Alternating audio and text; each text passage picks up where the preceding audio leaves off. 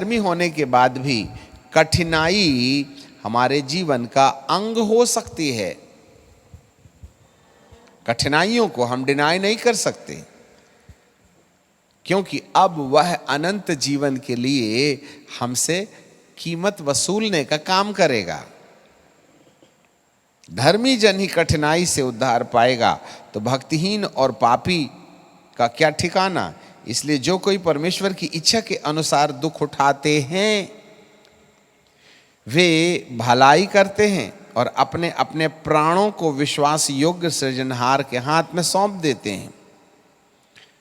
बाबा पौलुस ने भी कितने बार अपने जीवन के अंदर कष्ट झेले। वो कहते हैं मसीह के कष्ट में शायद कुछ कमी थी जिसको मैंने अपने कष्टों से पूरा किया है।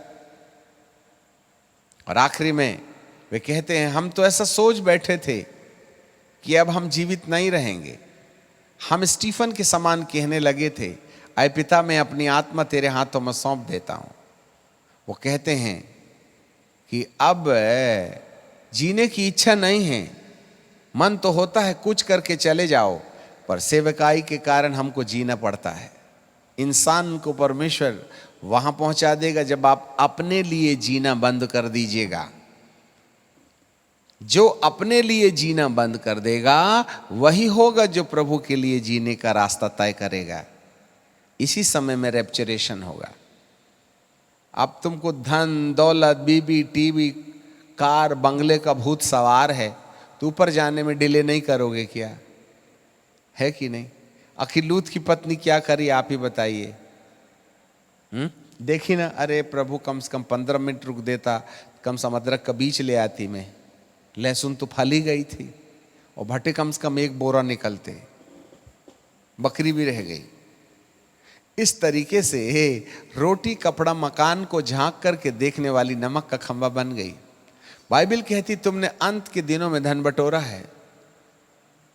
तुम्हारी लालसा कपड़े लत्ते कार बंगला मोटर घर द्वार बीबी टीवी की तरफ लगा है। तुम लूत की पत्नी से कम नहीं हो।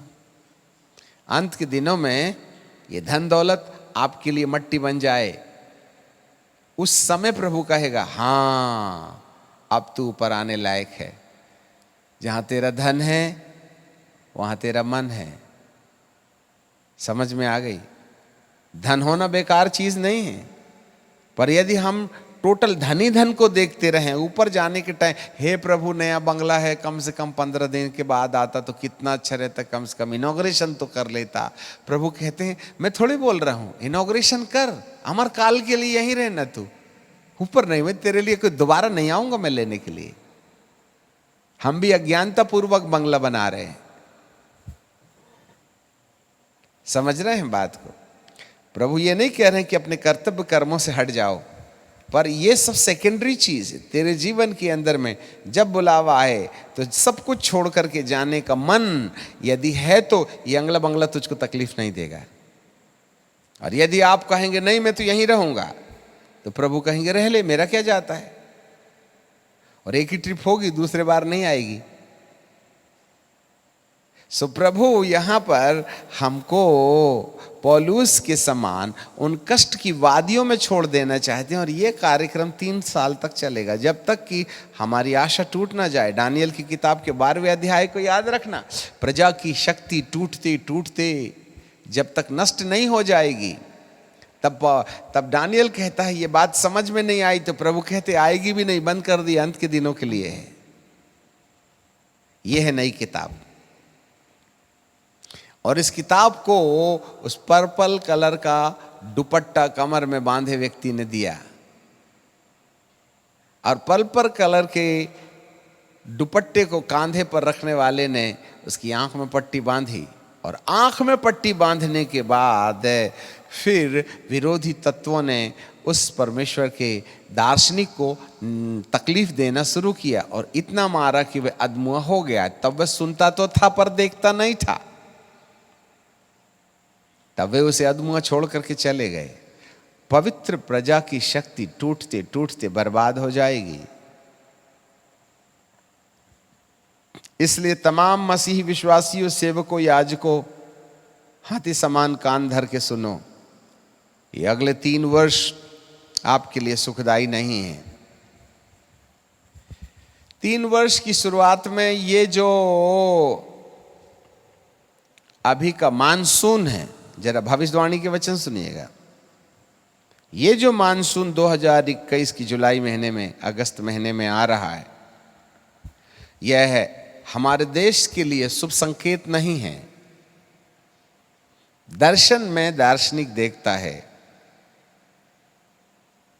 प्रभु यीशु मसीह स्वयं समुद्र में खड़े हैं और एक बकेट से पानी निकाल के बादल में उंडेल रहे हैं।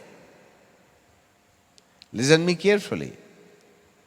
समुद्र में प्रभु खड़े हैं और समुद्र से पानी निकाल करके बादल में उंडेल रहे हैं। यह है वो मानसून। और समुद्र से वो मानसून जब धरती पर आएगा तो बादल फटने की घटना कई स्थानों में दिखाई देगी। इतनी जलवृष्टि होगी, इतनी जलवृष्टि होगी जैसे किसी ने वाटर टैंक को फाड़ दिया होगा और सब कुछ जलाबम हो जाएगा। कुछ ऐसी परिस्थितियां इस मानसून के बीच में होंगी।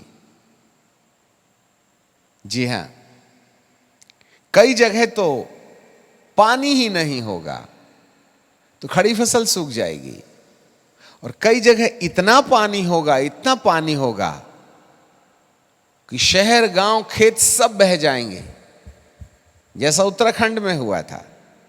लाशें पानियों में तैरती नजर आएंगी, घर लकड़ियों की तरह बहते नजर आएंगे, क्योंकि बादल फटने की घटना इस मानसून के अंदर में हमारे देश में दिखाई देगी।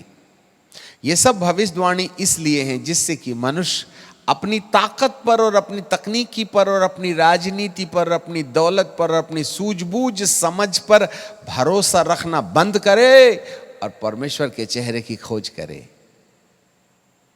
यस, जी हां, ये बदले का वक्त है। प्रसन्नता का वक्त खत्म हो गया। ये पलटा लेने का वक्त है। तुमने मेरे अनुग्रह के काल का दुरुपयोग किया है। तुमने मेरी प्यार और मोहब्बत का दुरुपयोग किया है। मेरे पवित्र आत्मा का तुमने पेट भर के अपमान किया है।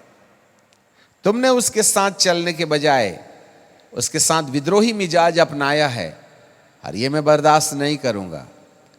आज तक पवित्र आत्मा का अपमान करने वालों के साथ में परमेश्वर सख्त नहीं थे, पर बाइबल कहती है कि पिता का और पुत्र का अपराध माफ किया जाएगा, परंतु पवित्र आत्मा का अपमान कभी माफ नहीं किया जाएगा। और आपको मालूम हो, इन समयों में बहुत से लोगों ने पवित्र आत्मा का पेट भर अपमान किया, तो भी परमेश्वर उनके लिए दयालु था, इसलिए क्योंकि वह अनुग्रह का काल था, क्योंकि वह परमेश्वर की प्रसन्नता का वर्ष था। पर अब परमेश्वर की प्रसन्नता का वर्ष खत्म हो गया है और पलटा लेने का वक्त शुरू हो गया है। एक नई किताब के आधार पर परमेश्वर उन लोगों पर अपनी दया दिखाएगा जो लोग लगातार अपने जीवन के कामकाज के द्वारा परमेश्वर को प्रसन्न करने का काम करते रहे हैं। मेरे प्रियो, यही वह सबसे बड़ा महत्वपूर्ण विषय प्रभु दे रहे हैं। ये मान